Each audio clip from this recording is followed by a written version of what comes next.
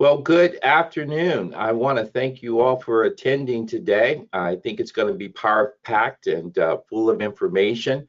Many of you are in my community, so I really appreciate the time that you're taking on your Saturday. I want to introduce my guest. She is the new chair of the Gen Wealth Inc. Advisory Board, Dr. Vicki Wagner. She is acclaimed artist and author of the book 9 Money Mistakes Doctors Make, and also The Myth of the Rich Doctor. And so with no further ado, let me bring her on right now.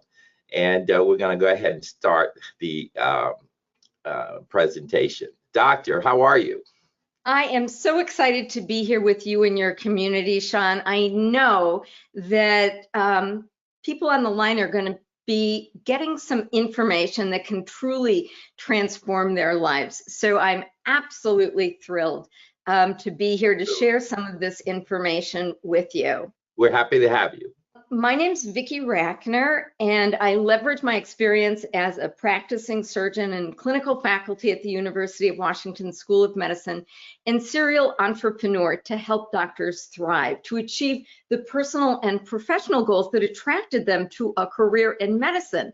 And as I do this, especially in this new COVID environment, I get questions like, okay, well, how do I create the financial freedom to do what I want to do when I want to do it?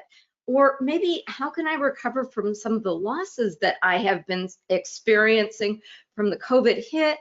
Or look, I've always thought that I'm paying more than my fair share of taxes. If you've been wondering about any of these things, you are in the right place.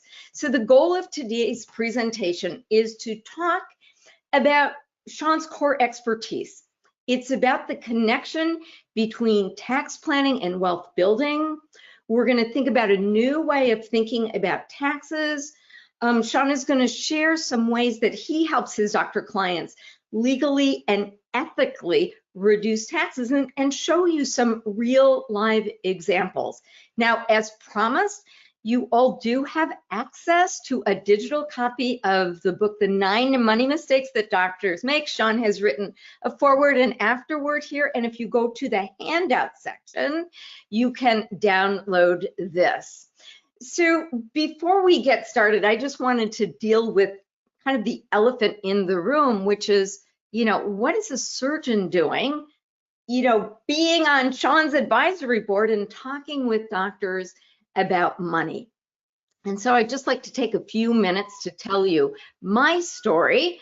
If my life had a bumper sticker, it would probably read Heal Thyself. I was in a graduate program in physics when I had a surgical emergency. I had an ovarian cyst rupture over a blood vessel and experienced hemorrhagic shock. I fainted on my way to the bathroom. This is my operative note. By the time the surgeons got in, about half of my blood volume was in my pelvis. When I kissed my then fiance goodbye, I thought it was the final goodbye. And I was so grateful to wake up that I knew I was going to become a doctor and save other people's lives like my own had been saved. Not surprisingly, I became a surgeon. I went into private practice, and I primarily saw breast cancer patients. Well, after I'd sort of settled in my practice, I decided it was time to start my family. I faced some fertility issues, not too surprising, right? Gynecologic issues. And I was blessed to get pregnant with in vitro fertilization. So here is a picture of my son at an 8-cell stage. So I operated my whole pregnancy and gave birth to just this beautiful little boy. I had a plan. I was in private practice. I had 2 exam rooms and a procedure room. I converted one of my exam rooms to a nursery, and my plan was for my office manager, Linda, to take care of my son while I was off operating. And all of this sort of worked out until I couldn't ignore the fact that my son was different than other children. So when he got to be almost a year old and wasn't talking, I pushed my pediatrician for an evaluation, and my son was diagnosed with broad spectrum developmental delay. And this brought my life to an absolute halt. I thought about all of the operating that I had done during my pregnancy, I thought, what have I done to my son? My son was enrolled in a wonderful state-funded school, and I just knew immediately helping my son was like the most important thing in my life. So I decided to take a leave of absence and do whatever it was that I needed to do to help my son. Well, I remember one day I was doing some laundry, and this lawyer calls me and he said, hey, would you be willing to take a look at a medical malpractice lawsuit? And I thought, like, anything but another load of laundry.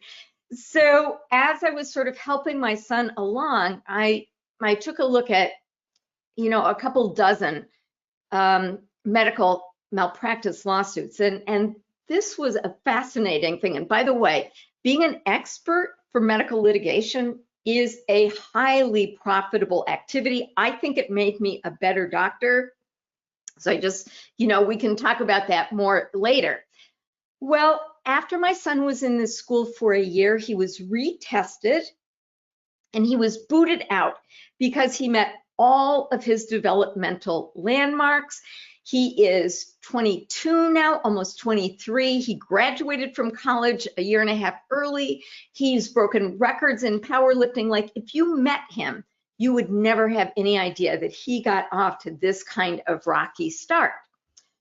So at the end of that year, I wondered, well, what am I going to do next? Yes, I could go back to the operating room, but how many people have been a patient, a doctor, a family caregiver, seen where care went off track?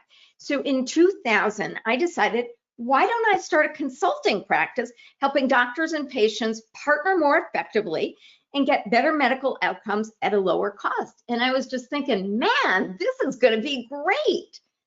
But the reality was that I struggled. I struggled a lot.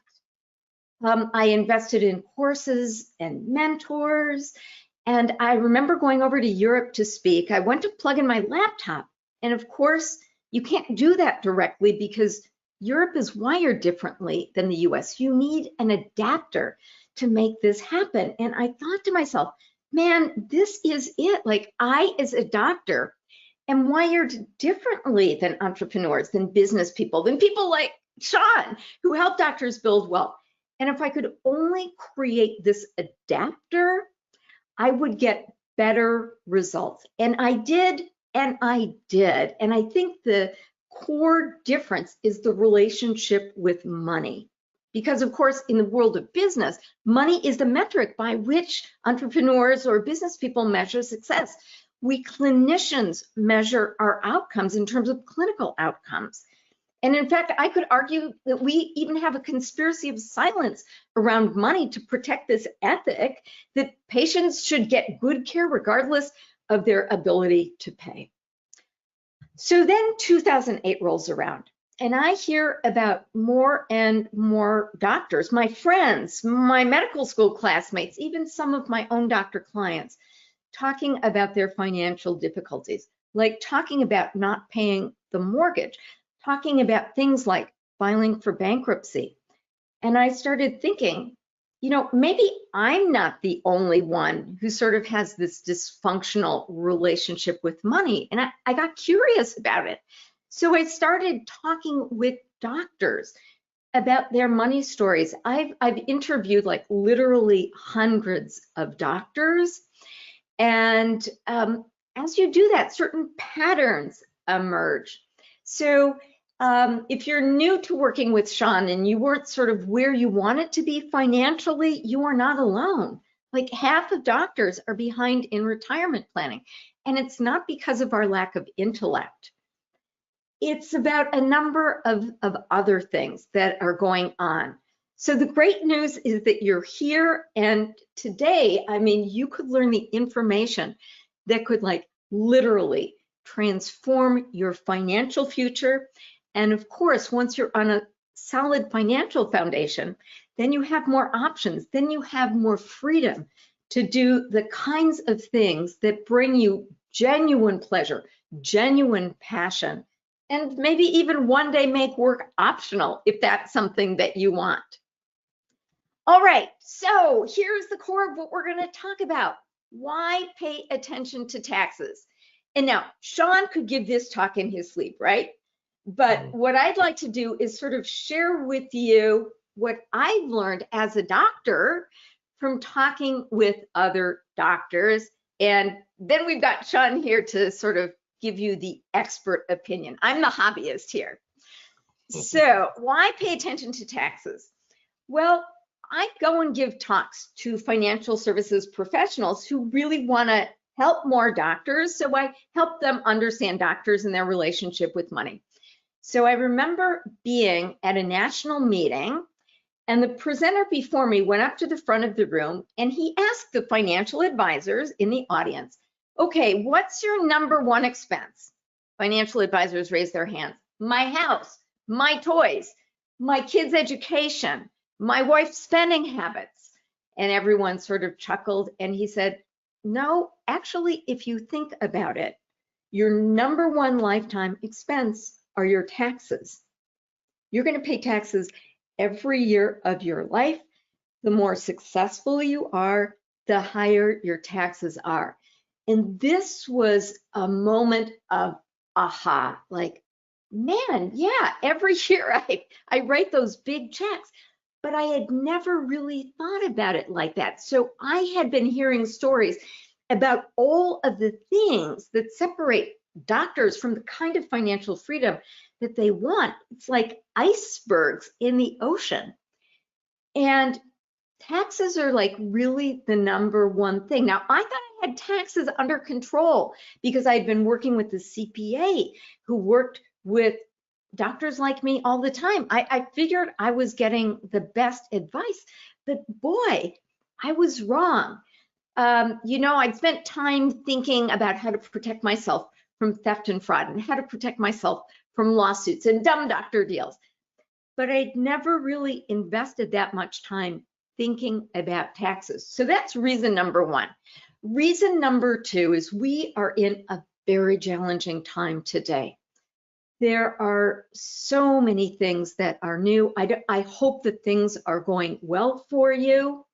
But I can say that I speak with many physicians who are still not up at 100% capacity. I'm a surgeon, so I'm a fellow of the American College of Surgeons.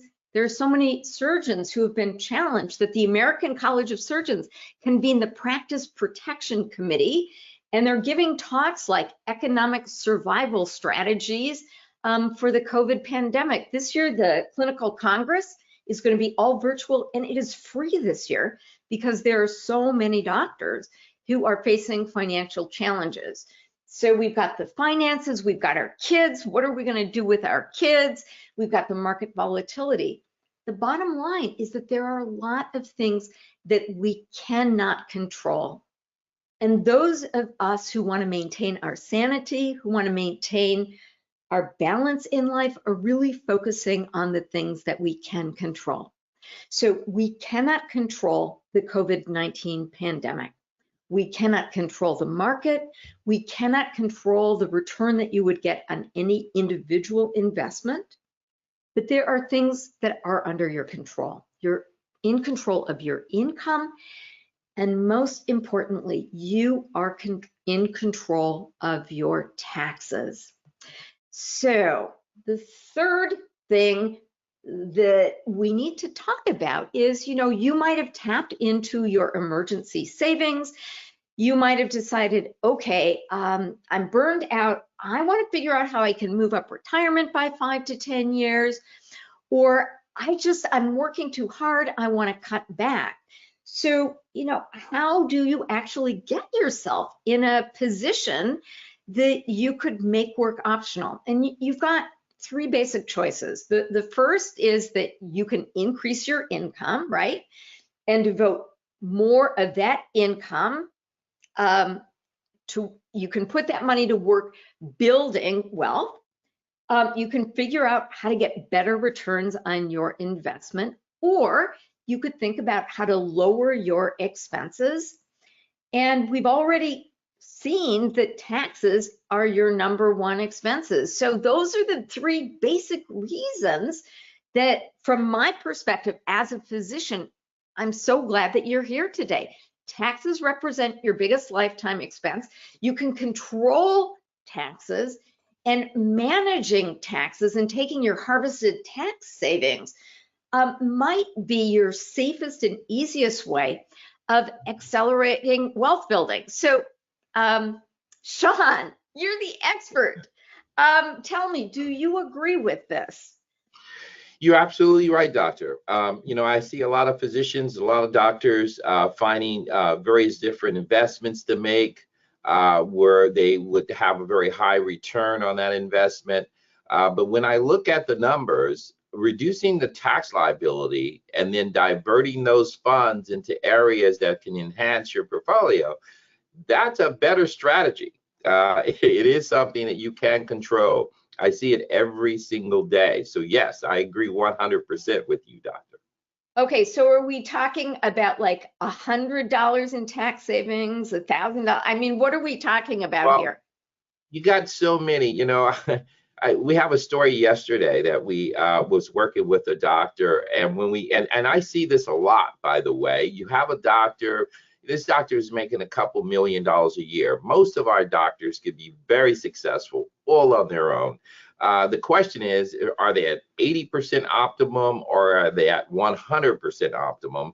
And our job is to make sure that they're at 100% optimum. Well, this gentleman he's doing about $2 million a year, but he had all of that income coming in a K1, and he controlled that K1. And he put that on his tax return under his Schedule C. He triggered a tremendous amount of self-employment tax. We just simply, well, not simply, strategically rather, put together a strategy for him. We're saving this doctor over $600,000 per year. This is legitimate, legal, ethical, and more importantly, overpaying taxes is not the patriotic thing to do. Most people think lowering your taxes is patriotic, and why? Because the tax code is somewhat like a social engineering machine here. The IRS encourages you to do certain things. So when you're utilizing the tax code to your advantage, you're actually doing things that are going to move the economy forward. You're going to be, hiring employees, buying real estate. The money's going to be flowing through, your opportunities that you put together. And that's going to, increase employment, and therefore that's going to increase taxes as well for the IRS. So, the government wants you to be proactive in taxation and use the code to your advantage. And I can tell you this, when I'm looking at my physicians and my doctors, and we end up saving them hundreds of thousands of dollars, when you look at the impact of not doing it, and you project it, let's just assume that your savings is $50,000 a year, for example. If you take that $50,000 a year with just a low 6% interest rate over the next 20 years of your working cycle, that could be millions of dollars. And we already know that, as a physician, you give your life. A lot of physicians right now are in harm's way. It's very high burnout into the industry. You get off to a late start with your retirement. A lot of you are saddled with debt.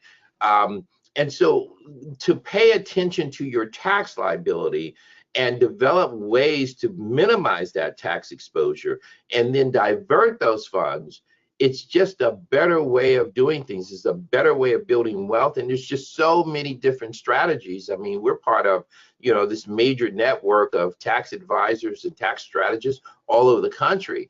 And you'll be amazed, even if you have a CPA, because 95% of the clients that come to us after working with CPAs for a long time. And we give you that bona fide second opinion. No nonsense approach of how to lower your taxes and then divert those funds. So I didn't want to take too far away from the presentation, doctor, but I get kind of emotional about this a little bit. Well, I'll tell you, Sean, you caught my attention. I mean, $600,000 in a single year. I just think about how many more patients I would have had to have seen to generate an additional $600,000 in income. And then, of course, I'd pay taxes on that. So that's a wow. That is a real wow. easy case though. That was not a difficult case. I mean, and I see that often. It's not uncommon. Wow. Well, I can tell you that I'm sort of out and about talking with, people who, like Sean, who are out there helping doctors build wealth. I've gone to a lot of them and I've asked them, look, doctors are busy. They've got to get their financial health in order. Like, what is the one thing that's most important? And Sean, they're all telling me the same thing that you are. The one thing is taxes. And the reality is that here we are, late September, so we've only got a couple of months to put things in order so that you could enjoy the kinds of tax savings that are available to you. So if you control your taxes, you put yourself in the driver's seat in a high impact, low risk way, just as Sean was saying. All right, so Sean, I heard you say the tax law is a form of social engineering. And I just love that. So I captured your words here because I've been learning from you. And I remember speaking with somebody who went to law school. And he took a course on tax law. And his instructor said, look, we have a tax code not to punish people, but really as a roadmap for helping our nation build wealth. And so if it's going to help a nation build wealth, doesn't it make sense that it would also help an individual build wealth? Now, the very wealthy already know this. Warren Buffett, I'm sure, has teams of people who took a look at the new tax law when it came out. And by the way, you do know that we had probably the biggest change in tax law in the last 50 years, just a couple of years ago. Okay, what was the driving force behind this? Well, our president and I mean, this got bipartisan support. They wanted the United States to be more competitive in a global market, but our corporate tax rate was high enough so that investors were taking a look at other countries instead of the US. And the whole idea is if we lowered our corporate tax rate, that would bring money in here. So the key here, the pivoting point, is corporate taxation, right? And do you want to say something about that, Sean? I just want to interject there because that's very significant. Because I can't tell you how many physicians that I've came across since the new tax change that hasn't changed their structure. Now, some is obviously it's not good for everyone, and every situation is completely different. But for those that should have changed their tax code, I met a doctor not too long ago where he had discussed the situation to his CPA. CPA still said, no, don't worry about it, you're good, right? We took a look at it, and just by changing his structure, this gentleman was putting all of his income on his 1040 at a 37% tax rate. We just made that recommendation: change your structure and pay 21% on that income, and therefore the income that's coming over to your 1040, you're going to be down to close to 24%. So we took this gentleman from 37% down to 24% just because of the new tax code. And he was working with a bona fide, competent CPA that just didn't take the time to run the numbers. So Sean, when I think about what you do, sometimes I think about like tax martial arts. You're going with the momentum of what's happening to really help your clients minimize their taxes legally and ethically. This is something that the wealthy know about. This is not something that most doctors know about. And, some of them even have a little fear. Well, gee, if I do these things to lower my taxes, am I going to put a target on my back for an audit? But this is completely legal and ethical. The powers that be, and I don't pretend to be a tax strategist, right? I'm just a hobbyist in this thing. But the powers that be, thank you, say that there are reasons for reducing taxes on people who know how to build wealth, because they will take that tax savings and they will use it to help our nation build wealth. We're not talking about tax evasion, right? We're not talking about taking your money offshore. We're talking about smart ways of using the thousands of pages of this new tax code in order to put more money in your pocket so the wealthy can do it. And Sean, every day you help doctors do it too, right? Yes, we have, we have a 100% success rate here. I mean, we don't normally, we don't take a client on as a client unless we're sure that we can minimize their tax liability and maximize their financial position. So the first thing we do for our clients is a preliminary analysis. This is complimentary. We do it for a couple of reasons. Number one, it gives our team a look at what the opportunity is, but it also tells, it lets the physician know that this is what you're overpaying. You're overpaying by X number just on a preliminary. Now, after we roll up our sleeves and take a deep dive into the situation, then of course we uncover even more savings. But we do this every day, and I see it every day. This is real. Sean, my mentor always says, I can't believe how stupid I was 2 weeks ago. But like, here I am. I'm talking with doctors, hundreds of doctors, talking about their money story, being invited to go speak at financial services meeting to financial advisors. And I had been doing that almost 7 years before I got how important taxes were. And I don't know why it's this secret. It makes complete sense once you think about it in this way. But I don't know, why do you think this is such a secret? Most of the doctors that we deal with are extremely busy. 95% of their lifestyle is working, right? They have very limited time to, investigate other things. But the industry did a great job as a whole, in my opinion. It's almost like when it comes to taxes, you're reactive. You have your head in the sand, so to speak, and then you wait all year, and then you work around trying to get all your paperwork in order, and then you run down to your CPA, and then you go home and you sit and wait for the phone call. Well, that's a not a very good model with dealing with your lifelong expense. And when you run the numbers, a proactive approach to taxes is better. You can be very predictable with how much taxes you're going to pay because you plan it. You plan it at the beginning of the year.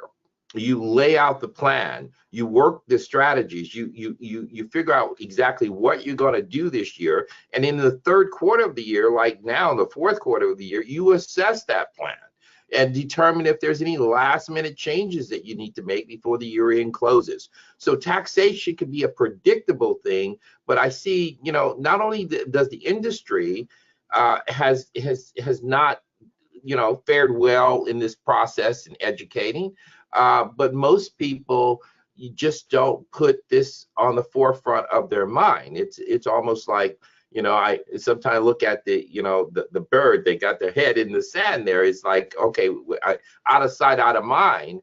And so when you bring it to the forefront and you see what you're losing, then it becomes important to you to take the time to do the plan. So Sean, I've got to ask you a tough question. And that's, why don't more CPAs do this? It's a tough question because it has multiple answers, because there's no one answer for that. But what I see is that number one, most CPAs are reactive instead of proactive. So they take a look at what you did do.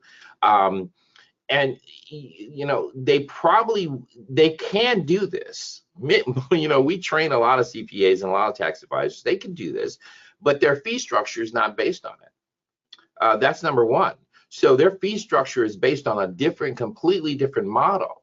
And so when they sit down with their client, and they don't take the time to research, investigate, take a holistic snapshot of who that person is, and say these are the things that you can do. Now, some do, don't get me wrong, but they don't do it in an official tax planning process way. They just say, hey, you could do this and lower this, or you could do that or lower that, but they don't do it in a holistic, strategic planning way to be predictable in taxation. That's one. And then I see a lot of CPAs and tax advisors, they seem like they work for the IRS instead of working for the client.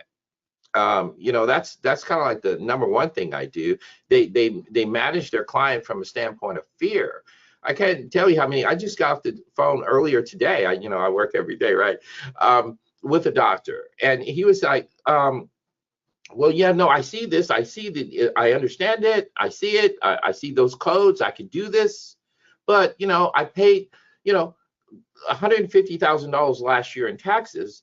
Well, if I only pay, because we're saving this gentleman, we brought his tax rate down to almost $16,000. And he says, well, if I end up only paying $16,000 this year, won't the IRS come after me? Well, that's a fear that a person has to stop them from actually taking a good look at what they can do to minimize taxes. Now, I can assure you, we use the tax code to reduce this gentleman's taxes, legally, ethically, and morally. And so therefore, it just makes good sense to pay attention to this particular area of your finances. This is where I have these wealth stealers that we talk about. Taxation is number one. You have inflation over the course of time, but then you have debt.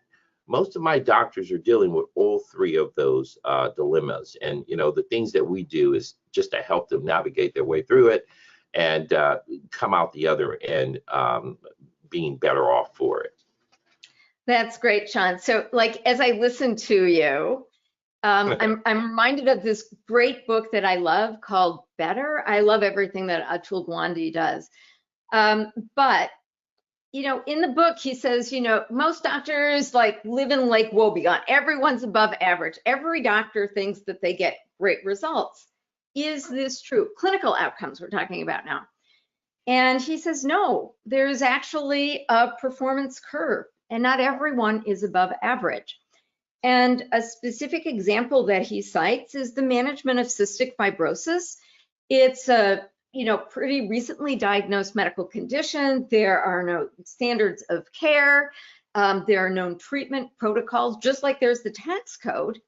Yet when he went around and looked at the outcome of the patients who were treated at any institution, and that's easy to measure because you can see how long they live, he found that patients treated at the University of Minnesota lived almost twice as long as the national average. So, everyone's got the same tax law. I think everyone would like to believe that they're doing what they can to decrease their taxes. And, he asked the question, what's so special about the University of Minnesota? Is it the cold air, the mosquitoes? What is it? And he concluded that it was paying attention to all the little details, the little things before they got big. And what I observe as I speak with doctors is that the amount that they write on their check to the IRS is directly correlated with the skill of the tax strategist helping them. Do you find this to be true, Sean? Absolutely. Absolutely. All the time. Yeah. I see, when we do a preliminary analysis for our clients, one of the things we manually work our numbers. And, I deal with doctors all over the country, and we find mistakes with competent, CPAs that are doing taxes. I can go over story after story of just the mistake area. And then after you pass the mistake area, then you get into things that they could have done, but they just didn't do, right? That other doctors are doing to reduce their tax liability. And then the biggest area is structure. Are they structured properly in order to capture the tax deductions? I look at certain doctors that, they have very good high income, and they want to, grow that wealth. So they make these investments. And, I have a gentleman that, went out and made an investment, and the investment is faring well, over $5 million coming back to him. But he's structured wrong to capture that. So now he's going to be paying the highest taxes on all, not only his annual income, but now on the capital gains that are coming in. But if he was structured properly, he would have been able to minimize that. And now structure takes place, proactively. It's not a reactive thing. You can't get the, $5 million and say, okay, put my structure together, right? You got to do this proactively. And so that's, I see it all the time, doctor. This is why this is so important. And it's such a passion of mine, because I see what I'm doing to help doctors. I see the plans. I see the weight lift off the shoulders of the spouses of the clients that I work with. The number one thing that I heard when, I first got in the industry, for example, was, I make all this money, but I'm doing well, but I just don't have a plan. And so I don't see why it's, a far-fetched idea in order for you to say, okay, well, maybe I should put together a strategic plan to not only lower my taxes, but also project me out in the future to make sure that I'm on track for my retirement, paying my children's education, accelerating my debt payoff, and living life on my terms. And that's what I help our doctors do. And we're having a lot of success at it. That's great. Okay, Sean, so don't laugh at me, but I'd like to share my interpretation of how you do it. And it seems like tax strategists like Sean have three basic things that they do. One is a code-based strategy. So there are certain, the tax law has certain codes. This can be deducted. That can be deducted. One of the things that you shared with me is, does your son help you in your business? Well, yes, of course. Well, how much do you pay him? He just does it from the kindness of my heart. When he was living with you after college, how much rent did he pay? Well, I didn't charge him rent. And so the question is, well, why not pay him, right? And shift the income from my tax rate into his lower tax rate. So there's all kinds of ways. That's one of those low-hanging fruit type things. I don't know any wealthy person that maximizes the tax code that don't hire their children. But obviously, you got to be structured properly to do it. And there are structures to do it. But I don't know not one wealthy person that maximizes the tax code that don't have their children on the payroll. You've helped me take a look at things like, a lot of us are working at home right now, right? So are you using all of those codes? You told me, Sean, that you can actually rent out your house for practice functions and get a nice deduction for that. So code-based strategies are number one. Fruit. Again, okay. Go ahead again, sorry. Okay, product-based strategies. So there are financial products that are kind of like, financial interventions like medication.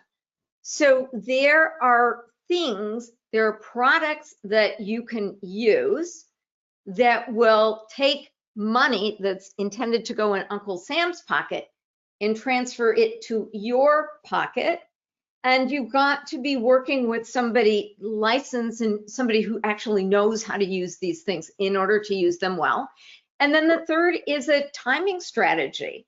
So the question is, do you want to pay taxes now, later, or never? And the way you structure things counts. So tell us, Sean, how do you use these three tools here? Well, everything that we do is planning, and when you're doing a strategic plan for someone and you got all the information that you need to have, when you run the numbers, the road actually appears to be quite often.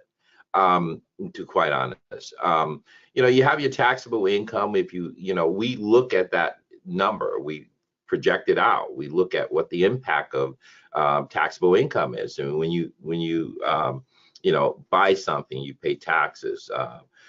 sales tax. When you sell something, you pay taxes.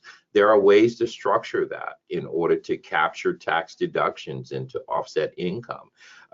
Tax deferred. I call this kicking the can down the road. I call it tax, procrastination, in other words. I mean, I know a lot of strategists use the tax deferred income strategy, and it does make a lot of sense depending on the person that you are working with. What the idea is that, at the end of the rainbow, you're deferring your taxes, you're going to be in a lower tax bracket.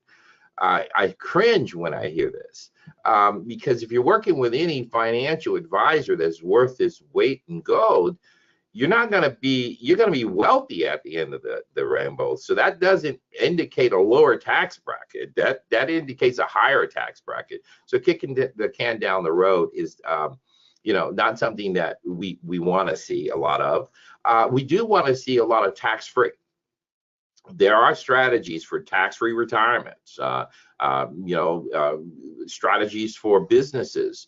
We have, for most doctors, they're unable to contribute to the Roth.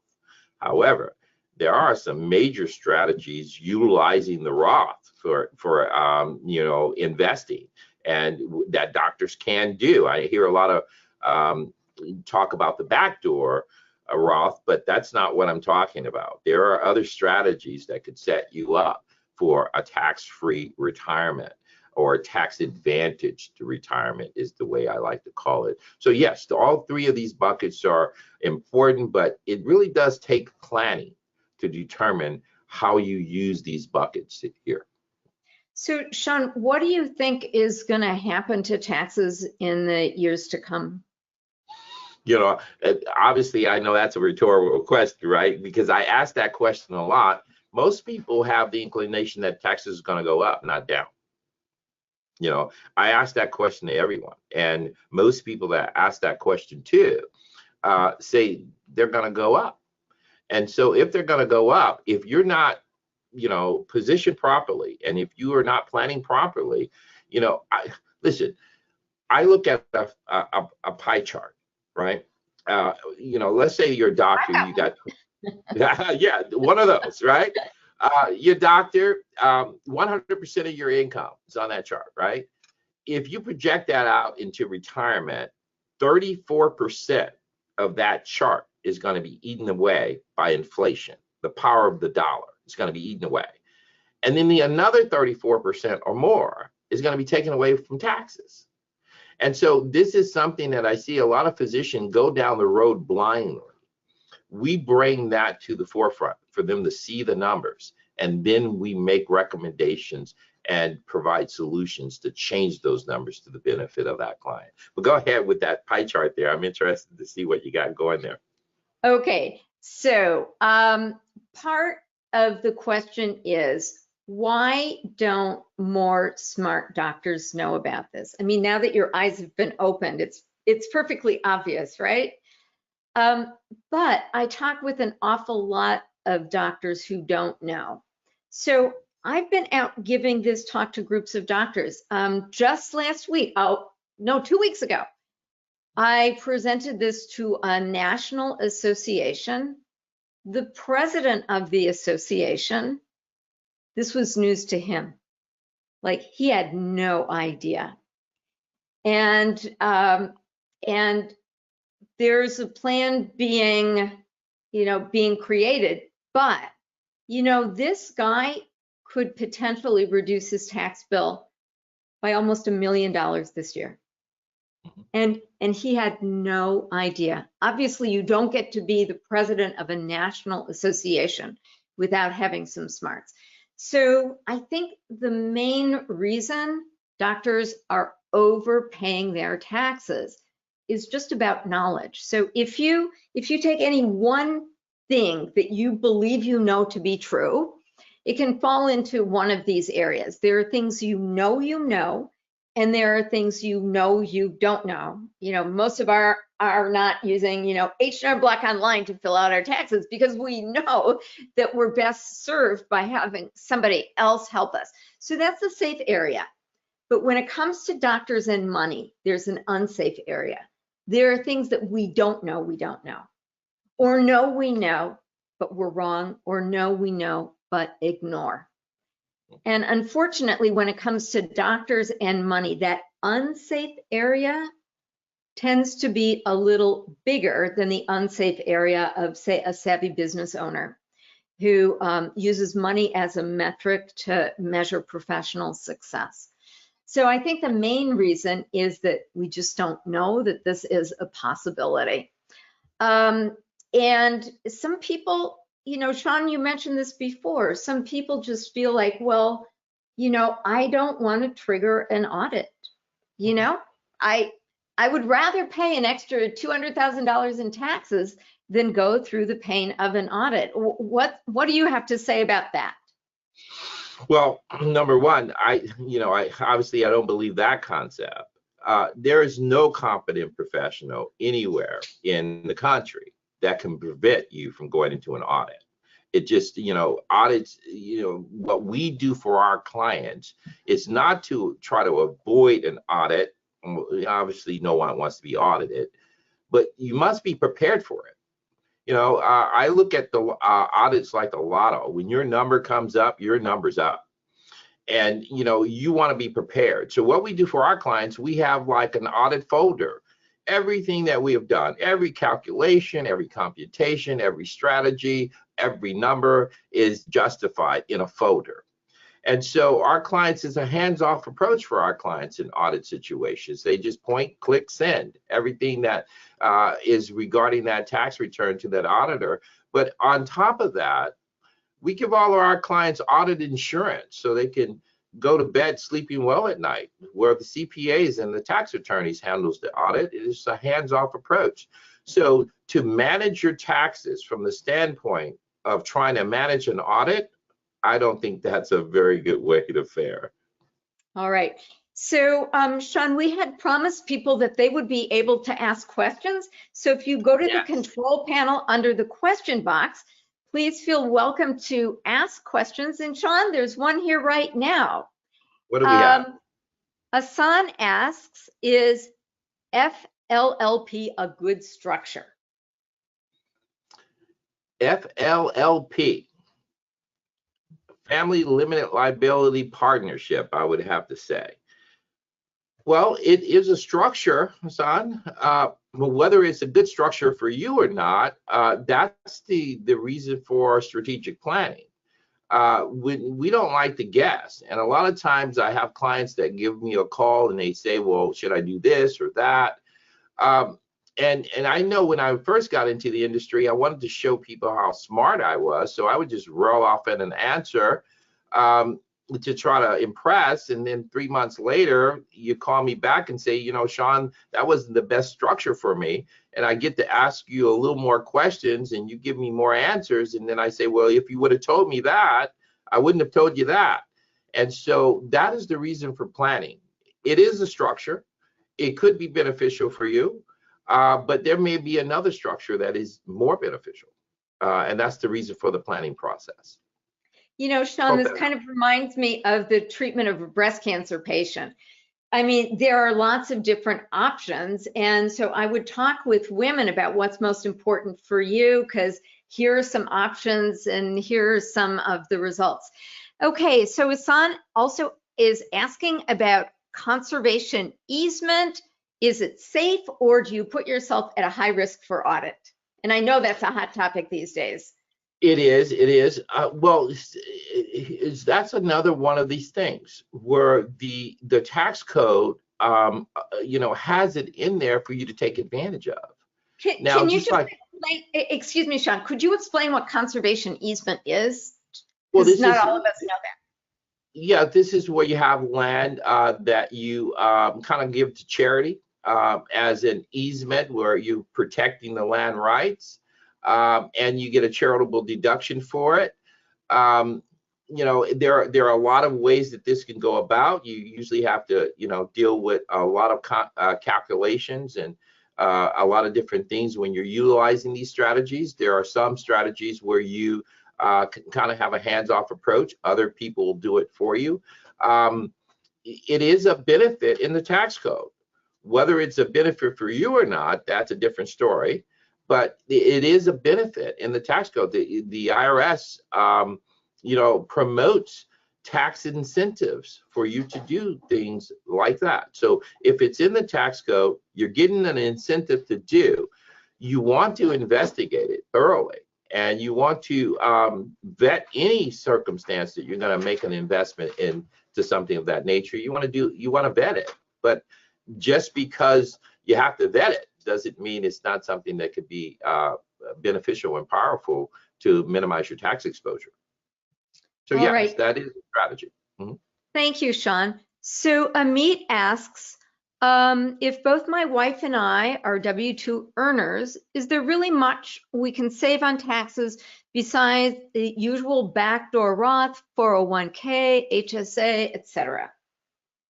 Yes. If you're receiving a lot of, I can tell you this much first. My entrepreneurial doctors fare better than those that are not. Okay, number one. However, there are things that you can do after you have exhausted all of the standard things. There are additional things that you can do. You want to look more so into the family, though. It may be away from your current profession. It might be in your estate planning structure, things of that nature. So yes, the correct answer is yes. There are things that you can do over and beyond the standard things that you know about to reduce your taxes on a W-2. Okay, so Sean, who is the person that you can help most? The person experiencing, I like to say, the person experiencing the most pain in taxation is the one that I want to help. However, the clients that I see that we well, see, that's a loaded, because some clients, it's the small things that has helped them, realize a better, future. But the clients that I see that have the greatest impacts are my entrepreneurial doctors, the doctors that are not only receiving large amount of revenue from W-2, but have 1099s and K-1s. Those particular doctors I see every day. And I would like to think that the majority of them know what they should be doing to minimize their tax exposure. But from my, from my work, I see it every day that they do not. And so those are the doctors that I would employ them to get into the tax planning process sooner than later, because they could be losing a tremendous amount of money over their lifetimes. Great, thank you. So Louvel asks, what does a typical consultation consist of and include?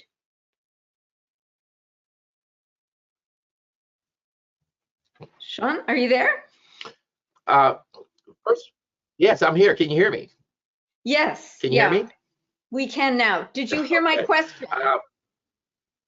Yes, Lavelle asked, what does a typical consultation include? And yes. And all right, so that's a phone call to get to know you a little bit better. Then we're going to give you a bona fide second opinion.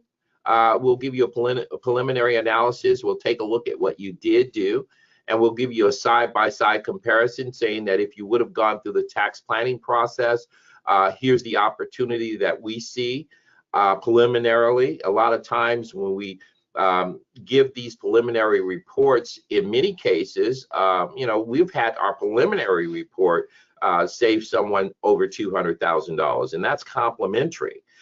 You could take our preliminary and kind of figure it out, but it's just the preliminary.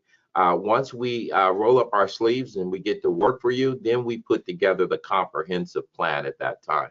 Mm-hmm. Okay. And are there things that doctors can do now in order to reduce their 2020 tax bill? The question is never a one-off question. It's never something that, okay, here's a silver bullet that you can use to reduce your tax liability. The question is, yes, there's something you can do. You need to plan. You need to begin the planning process. And that's where your opportunities will be uncovered, through the planning process. Okay. And Sean, I know that there are a lot of your clients who are already on the line, but do you have availability to see doctors who are not already your clients? Absolutely. We should have a link somewhere where you can Okay. just click a link and you can look at my schedule and you can be right on my calendar. Okay, and I just put that out there. So, and by the way, we will be sending you a follow-up email that will include a link to the replay just in case you want to go back and hear things again, and we will include that also. All right, let's see. I just want to make sure I'm getting through everyone's questions.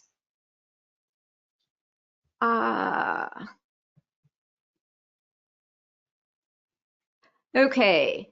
Louvel also asks, will you go through an example of an evaluation? Of course, without disclosing confidential information. An example of an evaluation. Yes. I actually have one here. So on the evaluation, we're going to be giving you a side-by-side comparison. This is a spreadsheet. We'll give you a snapshot of my spreadsheet. I have a team of advisors and a team of researchers that we research everything. We do everything manually. So on this evaluation that I'm looking at, obviously I can't show you. I have the 2019, exactly the way it was laid out, exactly what was done by a CPA. Then I have a mock 2020 because the situation's changing. His income is increasing.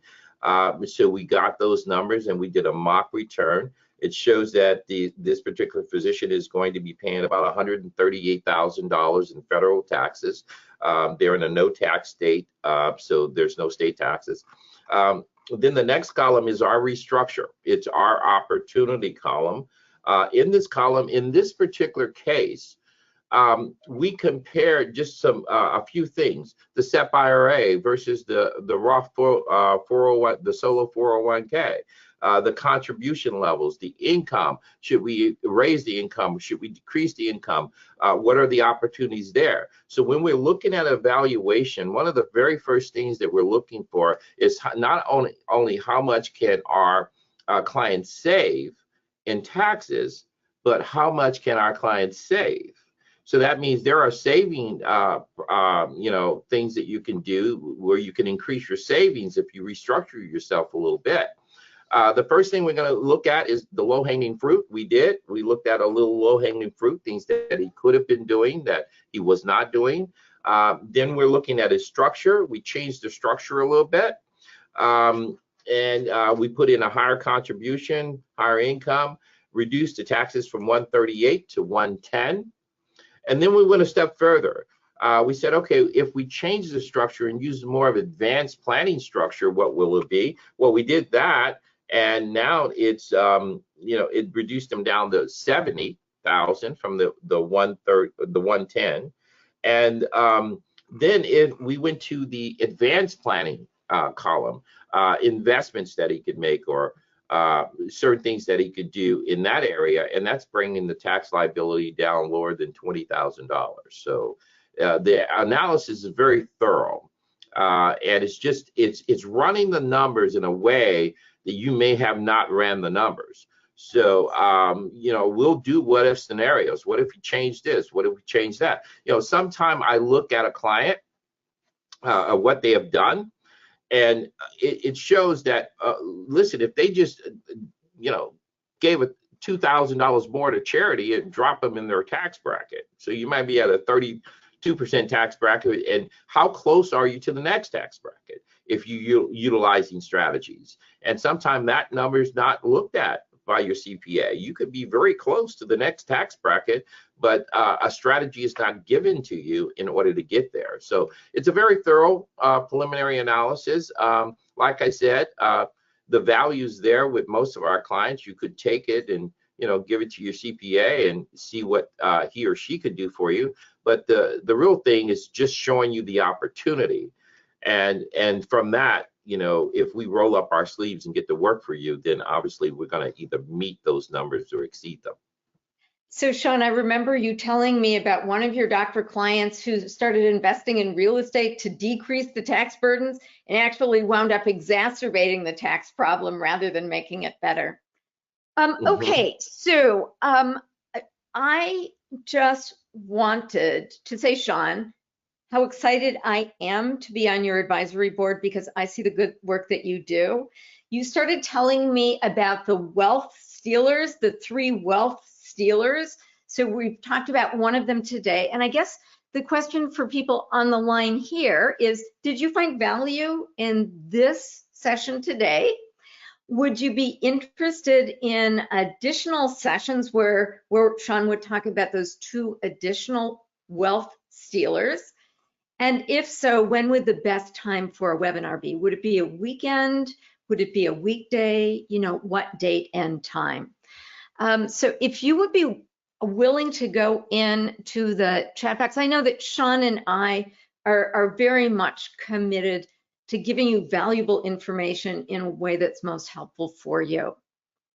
And if anyone has any other questions about taxes, I think Sean is available. It's 3:01. We told you that this would be an hour, so we want to honor the time here.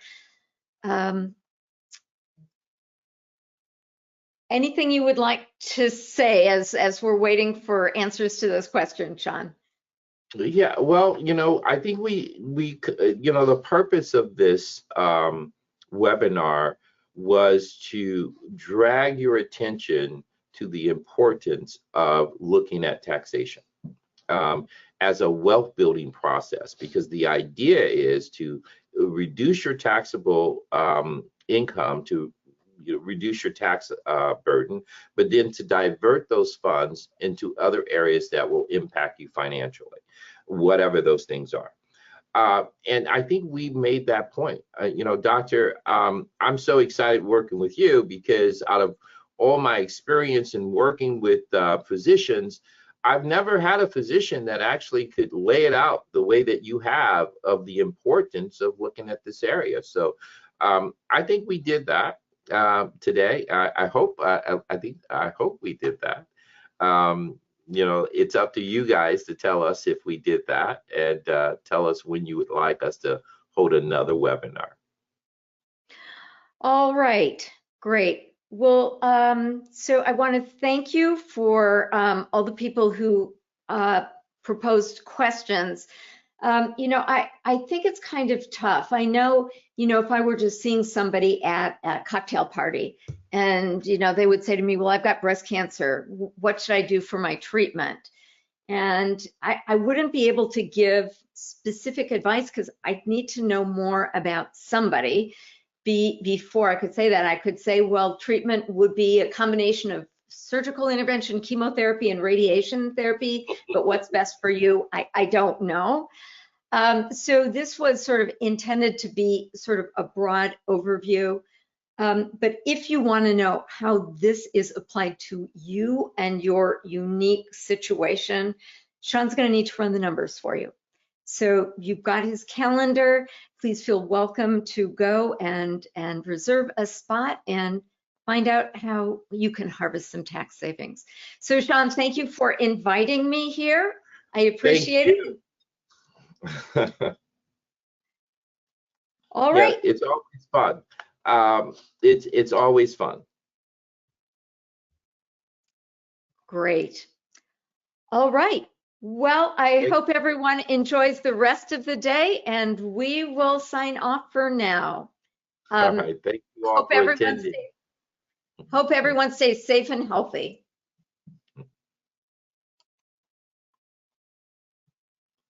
Okay.